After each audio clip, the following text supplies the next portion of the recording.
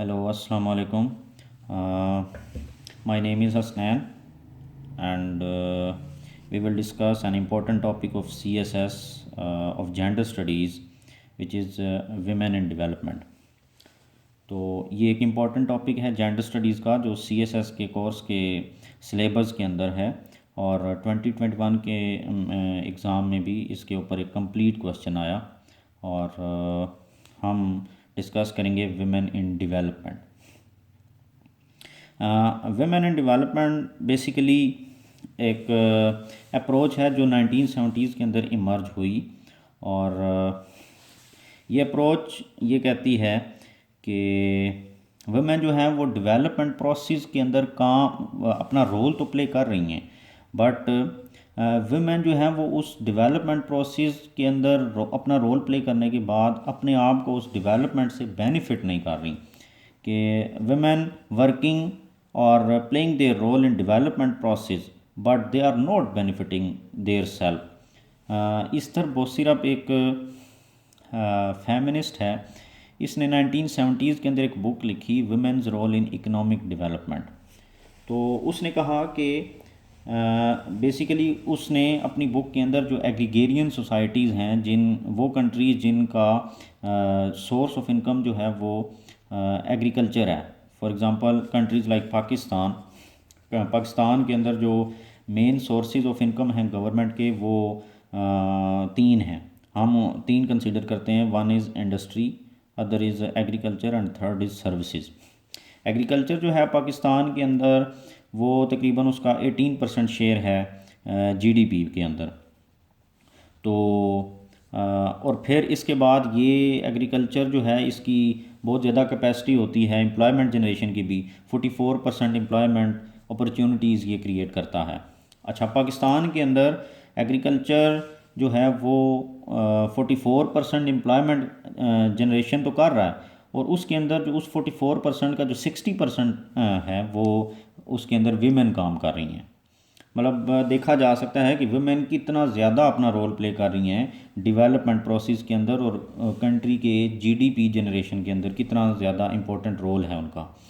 तो इस तरह बोसिरप ने भी यही बात की। उसने कहा कि एग्रीगेरियन सोसाइटीज़ के अंदर और all over the world majority cases के अंदर जो पर्टिकुलरली जो डेवलपिंग वर्ल्ड है इंक्लूडिंग अफ्रीका हो गया, साउथ एशिया हो गया और इस तरह के बाकी जो दुनिया के हिस्से हैं जहाँ पर एग्रीगेरियन सोसाइटीज़ हैं, वहाँ पर एग्रीकल्चर के अंदर मेजॉरिटी केसेस में विमेन ही अपना रोल प्ले कर रही हैं, विमेन ही फील्ड्स के अंदर काम कर रही हैं। अगर हम देखें 2019 का पाकिस्तान का, तो 23 बिलियन डॉलर्स की हमारी एक्सपोर्ट्स थी। उसके अंदर जो एग्रीकल्चर से रिलेटेड हमारी एक्सपोर्ट्स थी वो 14 to 15 बिलियन डॉलर्स की हमारी एक्सपोर्ट्स थी और उनके अंदर कॉटन, राइस और ये सब चीज़ें जो हैं वो उनका एक बड़ा हिस्सा था, जिसके अंदर लेदर हो गया, कॉटन, राइस और ये सारी चीज़ें। तो हम यहाँ से कंसीडर कर सकते हैं, हम यहाँ से देख सकते हैं कि विमेन पाकिस्तान की जो एक छोटी सी इकॉनमी है उसके अंदर एक कितना इंपॉर्टेंट रोल प्ले कर रही हैं और जो बड़ी इकॉनमीज़ हैं जैसे कि इंडिया हो गया, तो वो बहुत बड़ी इकॉनमी है, पाकिस्तान से आलमोस्ट 10 टाइम्स बड़ी इकॉनमी है, तो उसके अंदर भी विमेन एक बड़ा रोल प्ले कर रही हैं। सो अब हमने ये देख लिया कि वुमेन का कितना इम्पोर्टेंट रोल है इसके अंदर डेवलपमेंट प्रोसेस के अंदर। बट क्वेश्चन ये है कि when women are playing their role then why they are not benefiting their self. जब वो रोल भी प्ले कर रही हैं, जीडीपी जनरेशन के अंदर भी काम कर रही हैं और इतना ज़्यादा फील्ड्स के अंदर ये काम कर रही हैं, तो फिर वो खुद को बेनिफिट क्यों नहीं कर रही? उसकी दो रीज़न्स ईस्टर बोसिरप ने अपनी बुक जो women's role in economic development उसने लिखी, उसके अंदर दो रीज़न्स बताई। एक उसने कहा कि विमेन का जो सोशल स्टेटस है सोसाइटी के अंदर, पेट्रियार्कल सोसाइटीज़ के अंदर जो सोशल स्टेटस है वो बहुत ज़्यादा लो है, उसको एक्नॉलेज नहीं किया जाता, उसको कंसीडर नहीं किया जाता, उसको बिल्कुल भी वैल्यू नहीं दी जाती। और दूसरी बात उसने कही कि लो लेवल स्किल्स हैं वुमेन की। वुमेन जो हैं वो फील्ड्स के अंदर काम करती हैं, वहाँ पर एग्रीकल्चर फील्ड्स के अंदर जहाँ पर इतनी ज़्यादा टेक्निकल स्किल्स रिक्वायर्ड नहीं होती वो काम करने के लिए। तो उसने कहा कि विमेन को एक तो टेक्निकल स्किल्स नहीं सिखाई जाती, और दूसरा ये कि पैट्रियार्कल सोसाइटीज़ के अंदर उनका सोशल स्टेटस जो है वो बहुत ज़्यादा लो है। ये दो बड़ी रीज़न्स उसने बताई। फिर 1970s के अंदर विड विमेन इन डेवलपमेंट ये अप्रोच जो है इमर्ज हुई, और इसने कहा कि विमेन अपना रोल प्ले कर रही हैं डेवलपमेंट प्रोसेस के अंदर, but they are not benefiting their self. तो इस वजह से विड इमर्ज हुई डेवलपमेंट प्रोसेस के अंदर विमेन को इंटीग्रेट करने के लिए। तो बेसिकली इशू ये है कि विमेन डेवलपमेंट प्रोसेस से बाहर हैं, तो विड इसलिए आई कि विमेन को डेवलपमेंट प्रोसेस के अंदर इंटीग्रेट करना है, और वही दो चीज़ें कि बाय इम्प्रूविंग देयर स्किल्स, उनकी स्किल्स को इम्प्रूव करना है ताकि वो फाइनेंशियली जो हैं वो इंडिपेंडेंट हो जाएं, और जब फाइनेंशियली इंडिपेंडेंट होंगी तो सोशल स्टेटस भी उनका जो है वो बेहतर हो जाएगा। तो 1970s के अंदर जब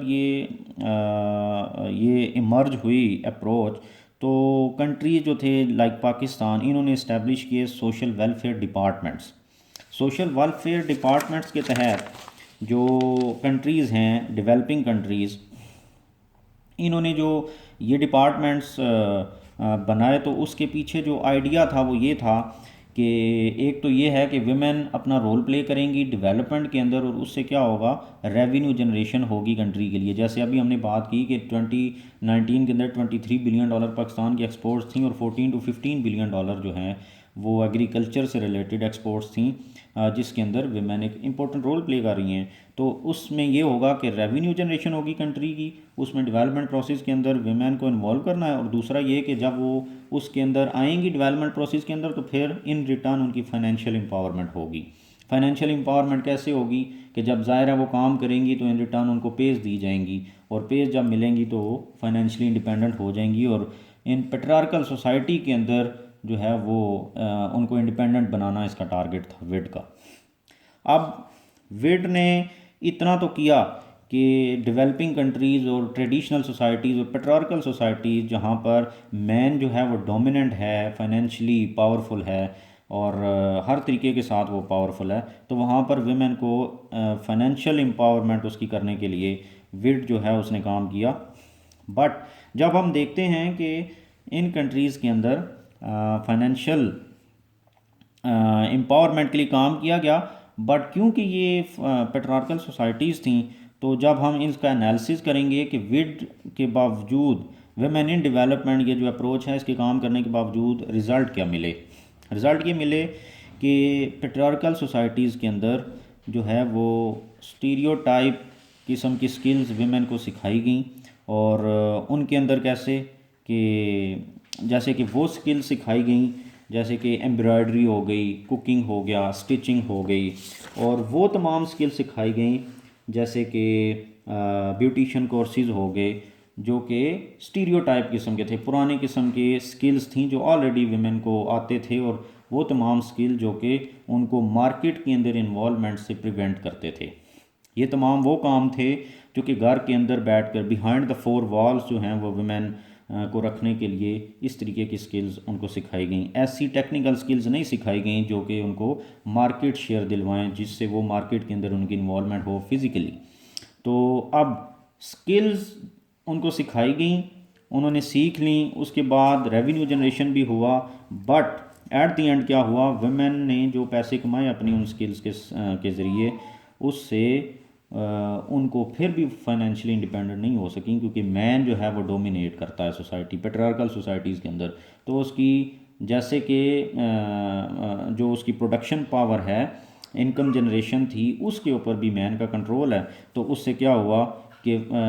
विड जो अपना गोल अचीव करना चाह रही थी, विमेन को फाइनेंशियली इंडिपेंडेंट करना और डेवलपमेंट प्रोसेस से उनको बेनिफिट करना, वो विड भी अपना रोल वो गोल अचीव नहीं कर सकी। और ये सब कुछ इसलिए था क्योंकि पैट्रियार्कल सोसाइटीज़ थी, और पैट्रियार्कल सोसाइटीज़ के अंदर